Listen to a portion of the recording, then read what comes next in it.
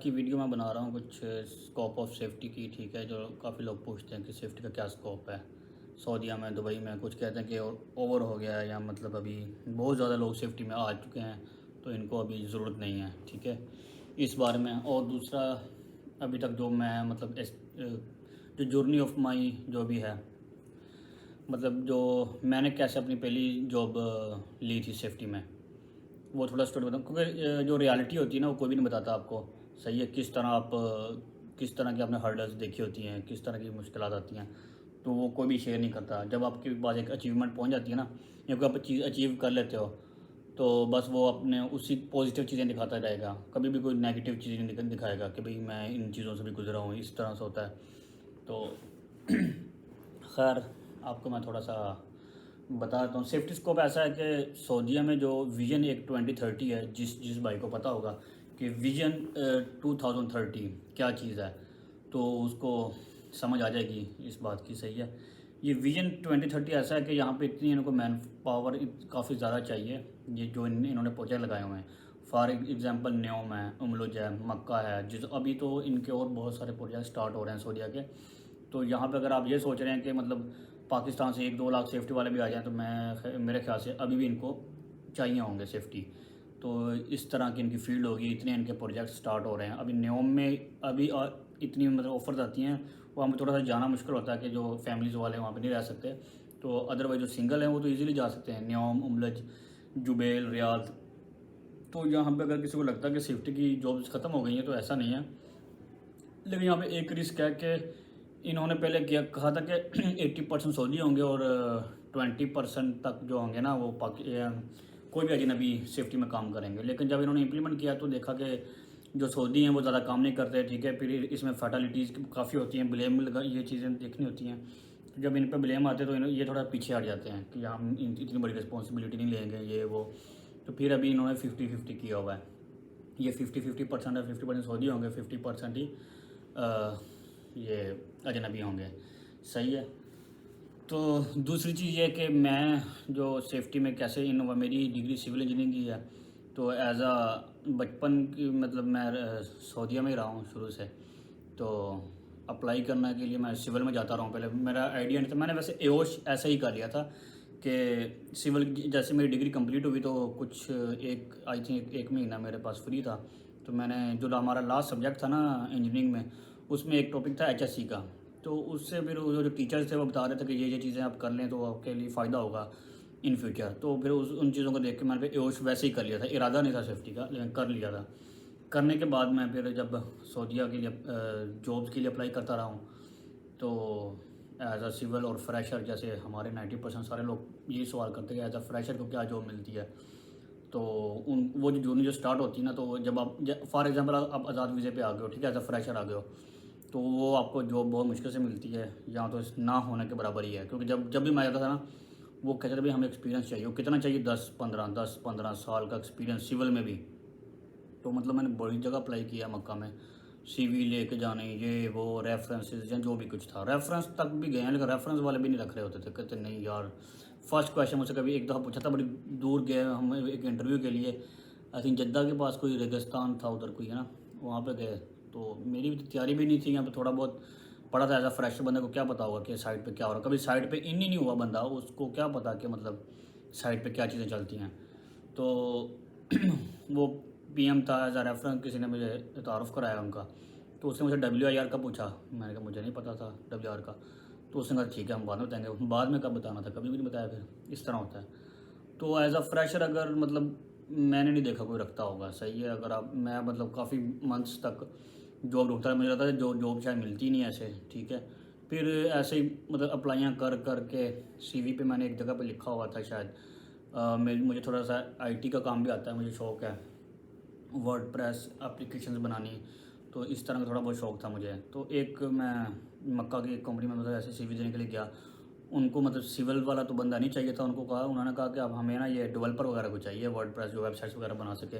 तो अगर हमारे पास क्लाइंट आएंगे तो ये वो मिलेगा। मैंने कहा चलो, यानी ये फर्स्ट इंटरव्यू था किसी कंपनी के साथ जो इंटरेस्टेड थी रखने के लिए। और आई थिंक ये 3-4 मंथ बाद जाके मुझे कोई इस तरह की छोटी मोटी ऑफ़र आई।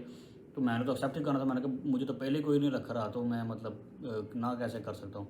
उसके बाद उन्होंने जो सैलरी मुझे बताई गई 1500 रियाल, तो मेरे लिए वही भी, मैंने कहा चलो 1500 ही ठीक है, जो भी है शुरू तो करें।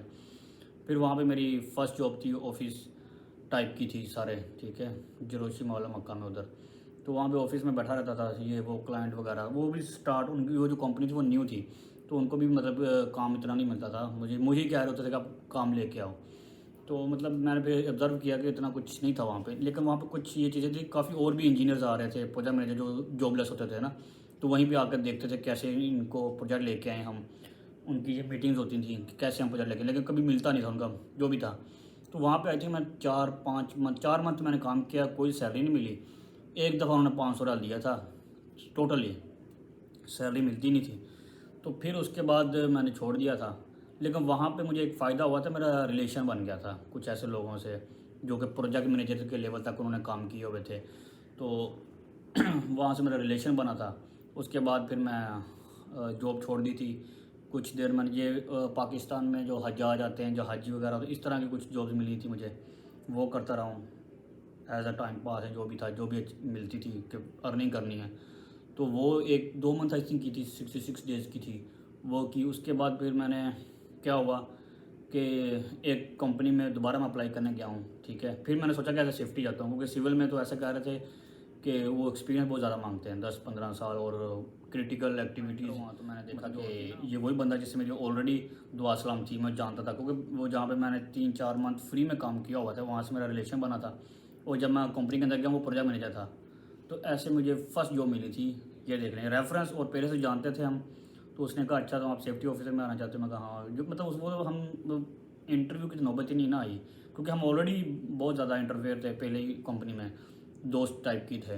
तो मैं खुद हैरान था, मैंने कहा आप भी देखो, आप खुद जॉबलेस थे उस टाइम। तो कहता बस मिल गई जॉब। तो मैं भी उधर स्टार्ट होगी, मेरी जर्नी उधर से स्टार्ट हुई थी सेफ्टी की।